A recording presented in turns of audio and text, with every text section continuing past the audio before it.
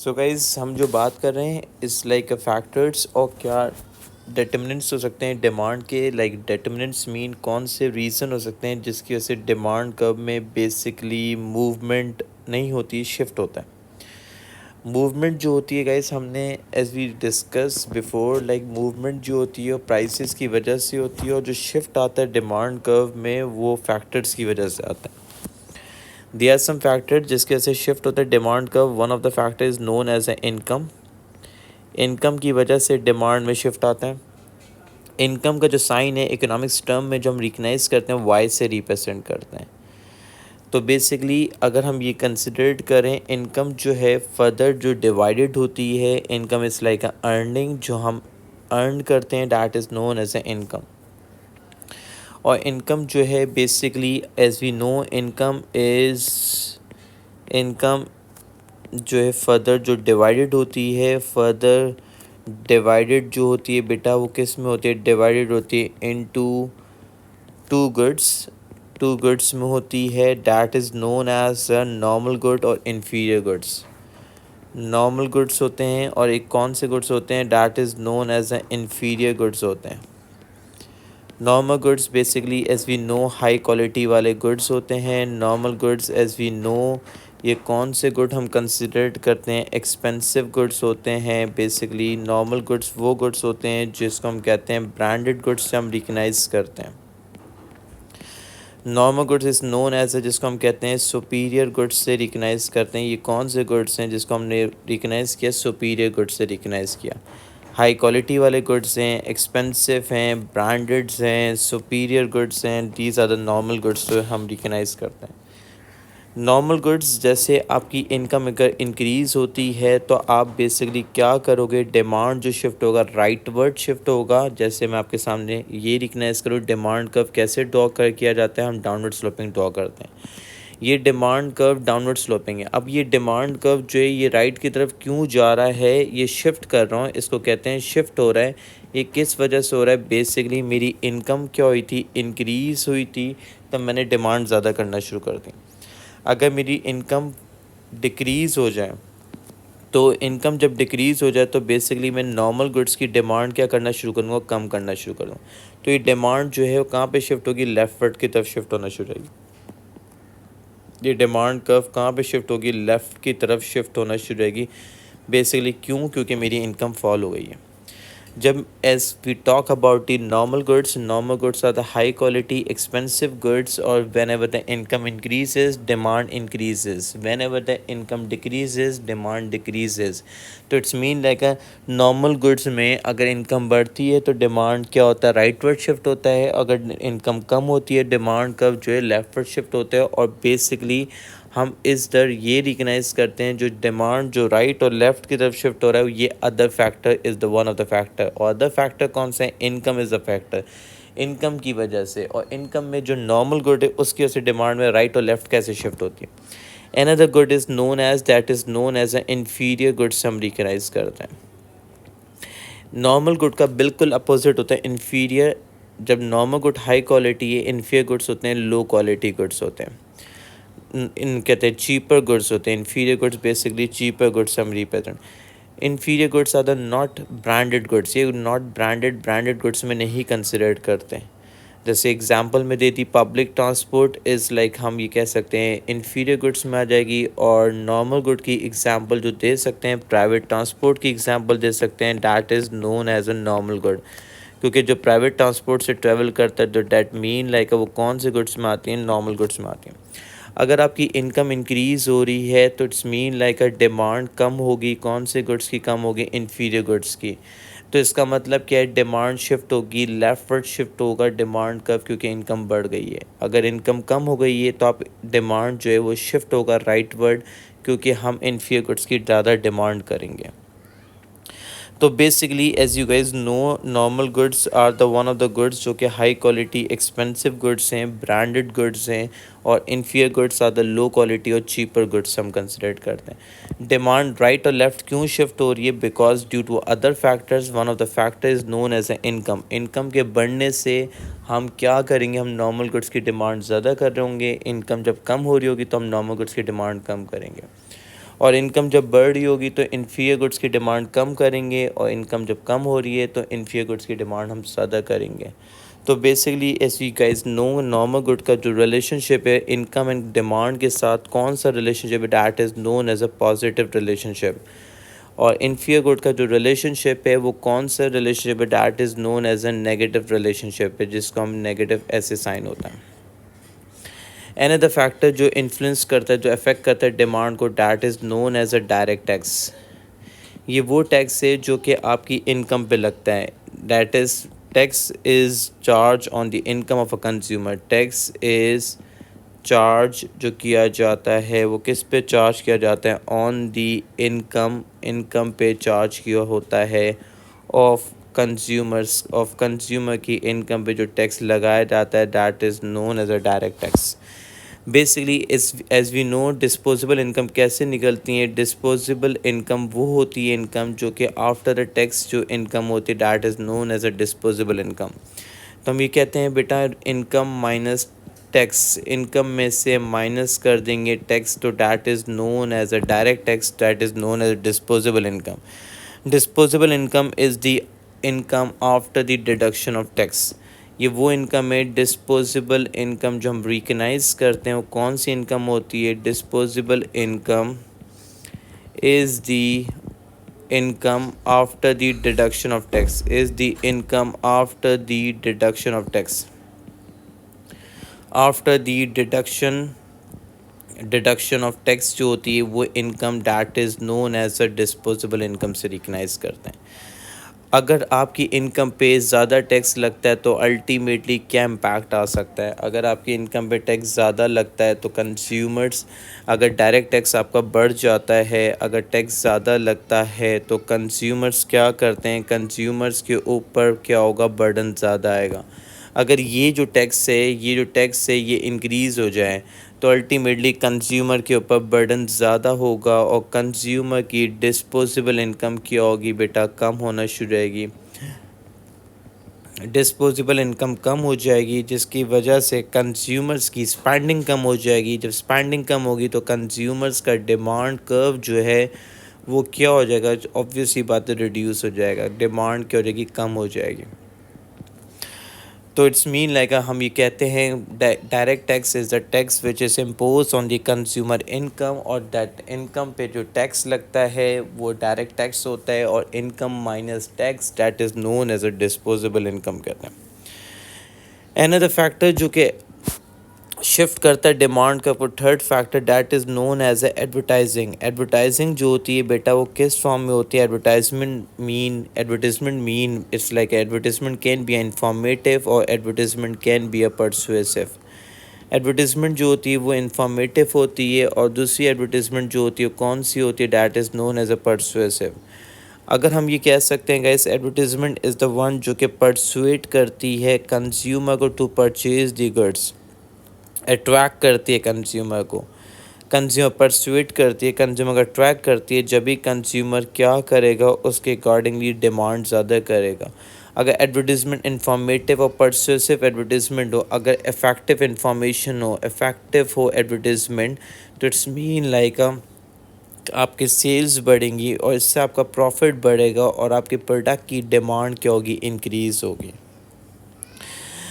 Advertisement जो होती है बेटा वो किस फॉर्म में होती है, जैसे एग्जांपल देता हूँ, बिल बोर्ड्स पे फॉर्म में होती है। अगर बिल बोर्ड्स पे एडवर्टीज़मेंट की जाती है, न्यूज़पेपर पे एडवर्टीज़मेंट होती है, इट्स मीन लाइक टीवी पे होती है, तो आपकी एडवर्टीज़मेंट टीवी पे होती है। सोशल मीडिया यूज़ करते हो आप, जो कि एडवर्टीज़मेंट होती है। अगर आप एडवर्टीज़मेंट अच्छी करोगे तो इट्स मीन अल्टीमेटली आपके प्रोडक्ट की डिमांड इंक्रीज़ होगी। तो that etcetera they are the multiple of the reasons जिसके जिसके थ्रू हम एडवर्टीज़मेंट कर सकते हैं। एडवर्टीज़मेंट इज़ द वन जो कि आपके सेल्स और आपके प्रॉफिट्स को बढ़ाती है, because consumers are the one, वो आपके गुड्स की डिमांड कर रहे होते हैं। फोर्थ फैक्टर कौन सा होता है जो डिमांड को इन्फ्लुएंस कर सकता है, that is known as a price of related goods. As we are talking about the price of related goods is the one of the factor जिसके से कंज्यूमर डिमांड ज़्यादा करता है। रिलेटेड गुड्स कौन से होते हैं, is one of the good is known as, that is known as a substitute goods, और another good is known as, जिसको हम कहते हैं complementary goods. Related goods you guys know can answer हमारे पास कौन से गुड्स होते हैं। एक होता है सब्स्टिट्यूट गुड्स होते हैं और एक होता है कॉम्प्लीमेंट्री गुड्स। सब्स्टिट्यूट गुड्स वो गुड्स होते हैं जिसको हम कहते हैं अल्टरनेटिव के तौर पे यूज़ करते हैं। Substitute goods are those good which can be use in place of another good, in place of another good that is known as a substitute goods हम रिकग्नाइज करते हैं। सब्स्टिट्यूट गुड्स वो होते हैं जिसको मैंने ये रिकग्नाइज किया, एग्जाम्पल दे रहा हूँ बेटा, tea and coffee, these both are the substitute. Coke and Pepsi is the one of the substitute. अगर one of the substitute good की प्राइसेस इंक्रीज होती है तो अनदर गुड सब्स्टिट्यूट की डिमांड क्या होगी, इंक्रीज होगी। If a price of are tea increases तो consumer is going to demand more of a coffee. When the price of a tea decreases, consumer is going to demand less of a coffee. तो it's mean like अ बेटा one good की prices change होने की वजह से another good की demand पे affect आता है। तो ultimately price and quantity demand, price and demand में, प्राइस में एंड डिमांड में जो रिलेशनशिप है, क्वांटिटी डिमांड में रिलेशन पॉजिटिव रिलेशनशिप है। Price of one good and quantity demand of another good में बेटा रिलेशनशिप कौन सा, that is known as a positive relationship. Complementary goods are the one of the goods, another good is known as, one is known as substitute good, another good is known as a complementary goods। Complementary goods वो goods होते हैं जो कि कहा जाता है जो कि जॉइंटली डिमांडेड होते हैं। कॉम्प्लीमेंट्री गुड्स को रिकग्नाइज करते हैं, these are the one of the goods जिसको हम कहते हैं जॉइंटली डिमांडेड होते हैं, जो एक साथ इन गुड्स की डिमांड की जाती है, जॉइंटली डिमांडेड से हम रिकग्नाइज करते हैं। कॉम्प्लीमेंट्री गुड्स जैसे एग्जांपल बेटा मैं ये आइडेंटिफाई कर सकता हूँ, डीवीडीज़ की एग्जांपल दे सकता हूँ और डीवीडी प्लेयर्स जो होते हैं it's mean like a complementary. For example one more example, अगर एग्जांपल दूँ बेटा, मैंने बात की पेट्रोल की एग्जांपल दे दी और कार की एग्जांपल दे दी, these are the complementary goods. अगर प्राइस ऑफ डीवीडीज़ और even price of petrol increases, consumer is the one who is demanding less of a DVD players, or even consumers are the one who demand less of a car। अगर price decrease होगी तो ultimately consumer DVD players की ज़्यादा demand करेंगे और even cards की demand ज़्यादा करेंगे। तो ये रिकग्नाइज जैसे अभी पाकिस्तान में बेटा ये एज यू गाइस नो के नज़र प्राइसेस इंक्रीज हो रही हैं कंटिन्यूसली, तो it's mean like all over the world international market में प्राइसेस इंक्रीज हो रही हैं पेट्रोल की, तो it's mean like that is going to affect the demand of the cars, और majority of the are the people who are switching to the like electric cars पे switch हो रहे हैं because of the petrol prices are increasing continuously. तो ultimately guys as you go guys no, price and demand relationship in case of the complementary goods is like a inverse relationship. Substitute goods are those goods which are used, which can be, are the one of the goods that can be, or that can be used in place of another good, or complementary goods are those goods which are jointly demanded, or basically these are the one of the good that is connected with another good. So it's mean like a complementary goods are the jointly demanded, and substitute goods are the like connected with the another good that is known as a complement substitute goods. In place of another good is known as a substitute goods, or in like which good is jointly demanded that is known as a complementary goods. So even if you talk about the another factor that is known as a one of the fifth factor that is known as a taste in fashion. Taste in fashion is the one of the factor that influence the demand. Taste and fashion is the one of the factor that influence the demand. As you guys know, if there is a proper taste and fashion of a product, it's mean like a consumers are the one who demand more of a product. Fashion taste depend upon, taste depend upon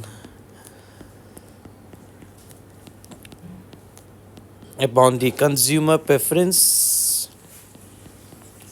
or even taste is depend upon consumer preference, or fashion is depend upon the tradition, trend, and whether fashion is entirely depend upon, as you guys know, fashion is depend upon depend upon the tradition, trend, or even and weather is the one of the reason due to which fashion is affected. So it's mean like a one of the factor that is known as a taste is depend upon the consumer preference. If your consumers is like preferring a that good, it's mean like a consumer demand is going to be increased. Or if even if there is a consumer that taste is something USP, unique product, if in the market like that is selling, so that's why consumer can prefer that good. So beta next factor is known as you guys know taste and fashion. Taste बहुत important होता है. अगर consumer कोई भी product ख़रीद रहा होता है तो सबसे पहले वो टेस्ट को देखता है. और फैशन जो है अगर हम ये देखा जाए उसका ट्रेडिशन, कोई ट्रेंड, कोई weather is the one of the reason जिसके वजह से fashion is the one of the factor जिसकी वजह से कंज्यूमर की डिमांड को इन्फ्लुएंस करती है. तो ultimately one of the next factor is known as six factor that is known as a population. अगर बेटा population is the one of the factor, अगर ऑब्वियसली बात है size of the population increase होती है, साइज़ ऑफ पॉपुलेशन इंक्रीज़ होती है किस वजह से? इवन इमिग्रेशंस की वजह से. जैसे बहुत सारे लोग आई वाला इमिग्रेशन होता है बेटा. आई वाला immigration mean like many peoples are coming into a country, तो that mean like a population is going to increase. और लाइक लेस ई वाला इमिग्रेशन लाइक लेस एग्जिट कम कर रहे हैं, तो it's mean like a immigration. Or even like a birth rate is greater than death rate, birth rate is greater than death rate, तो that is going to increase the population. जब population increase होगी तो ultimately consumers are the one जो कि demand क्या करेंगे बेटा, ज़्यादा करेंगे. जब डिमांड ज़्यादा करेंगे प्रोडक्ट की तो even consumers can influence. Consumers ज़्यादा प्रोडक्ट ख़रीद रहे होंगे, कंज्यूमर जब प्रोडक्ट ज़्यादा ख़रीद रहे होंगे तो कंज्यूमर की डिमांड क्या हो रही होगी, अफेक्टेड हो रही होगी. तो इट्स मीन लाइक कंज्यूमर की डिमांड जो अफेक्टेड होगी, कंज्यूमर की डिमांड अफेक्टेड जो हो रही है बेटा द अदर फैक्टर्स की वजह से. Other factors is the one of the factor जिसकी वजह से कंज्यूमर की डिमांड जो है वो चेंजेस हो रही है. So guys as you guys know, हमेशा ये बात याद रखोगे आप लोग, हमेशा ये बात याद रखोगे कभी भी कंज्यूमर्स की डिमांड में जो चेंज आता है, कंज्यूमर की डिमांड जो चेंज होती है, one of the factor book का factor are rise in consumer income, our rise in income of normal good, it's mean like a demand is going to be shift rightward.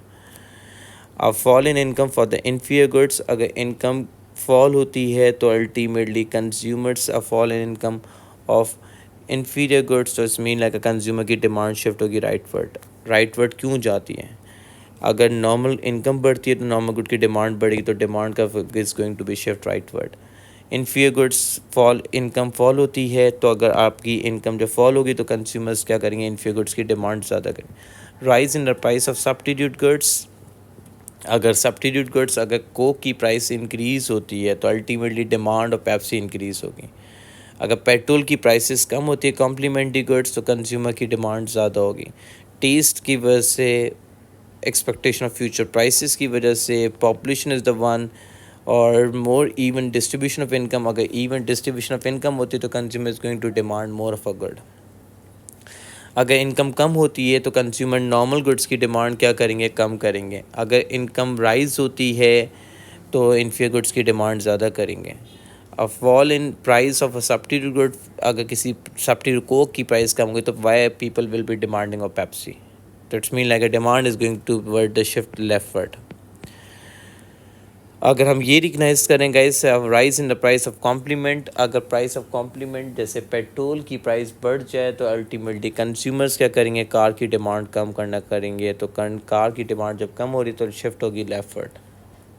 Test या changes in taste away from a product की वजह से demand में change आएगा. Expectation of the future prices fall, अगर expectation है कोई भी प्रोडक्ट की प्राइसेस कम होने वाली हैं फ्यूचर में तो अल्टीमेटली डिमांड क्या हो जाएगी, कम हो जाएगी. पॉपुलेशन कम हो रही है कंट्री में तो अल्टीमेटली डिमांड कम हो जाएगी. लेस इवन डिस्ट्रीब्यूशन, अगर डिस्ट्रीब्यूशन ऑफ इनकम जो है लेस इवन है, अनइवन डिस्ट्रीब्यूशन है, तो ultimately consumer is going to demand is going to be shift leftward. तो बेटा अगर ये डिमांड जो कर्व है ये लेफ्टवर्ड जो जा रहा है वो किस वजह से जाता है, अदर फैक्टर्स की वजह से। और जो राइटवर्ड जा रहा है किस वजह से जाता है, राइटवर्ड, ये भी अदर फैक्टर्स की वजह से जाता है। तो guys as you guys know कहना से राइटवर्ड जो शिफ्ट हो रहा है ये अदर फैक्टर्स की वजह से जाता है, और लेफ्टवर्ड जो शिफ्ट हो रहा है ये भी अदर फैक्टर्स की वजह से जाता है। Guys these are the one of the factor that is going to shift the demand curve left और राइटवर्ड। मूवमेंट जो होती है डिमांड कर्व में किस वजह से होती है, प्राइस की वजह से। जैसे मैंने ये आप लोगों को रिकग्नाइज कराया था, ये जो कर्व है दोनों कर्व में शिफ्ट और डिमांड का मूवमेंट, ये जो मूवमेंट हुई है, ये जो मूवमेंट हो रही है प्राइसेस की वजह से हो रही है। और ये जो शिफ्ट हो रहा है ये किसकी वजह से, अदर फैक्टर्स की वजह से। अदर फैक्टर्स क्या थे, जूम आउट करूँ तो income, direct taxes, substitute goods, complementary good, taste and fashion. और शिफ्ट लेफ्टवर्ड जो हो रहे हैं income, taste, complementary, substitute goods और इवन एडवर्टीजमेंट, जो लेफ्टवर्ड शिफ्ट हो रहा है। मूवमेंट जो होती है वो हमेशा प्राइस की वजह से, क्वांटिटी डिमांड जो है वो मूव होती है, ये क्वांटिटी डिमांड में मूवमेंट हो रही है इस वजह से। ये जो शिफ्ट हो रहा है दूसरा डिमांड का हम शिफ्ट देख रहे हैं, ये क्या है, इस प्राइसेस की वजह से नहीं होता, अदर फैक्टर्स की वजह से। इसमें हम क्या करते हैं, प्राइसेस को इग्नोर करते हैं, जिसमें हम कहा जाता है, हम ये कॉन्सेप्ट हम पढ़ते हैं जब मूवमेंट हो रही होती है प्राइसेस की वजह से, हम इधर अदर फैक्टर को इग्नोर करते हैं। That is known as ceteris paribus. The ceteris paribus is telling about the, ceteris paribus वो होता है जिसमें ऑब्वियस सी बात है बेटा, पेरिबस जो कहा जाता है, सेटेरियस पेरिबस इस लाइक जब आपके पास मूवमेंट होती है, प्राइसेस की वजह से मूवमेंट होती है, प्राइसेस की वजह से मूवमेंट होती है, और शिफ्ट जो हो रहा होता है वो किस वजह से होता है, जो कि अदर फैक्टर्स की वजह से। I hope it is clear to everyone. Thank you so much.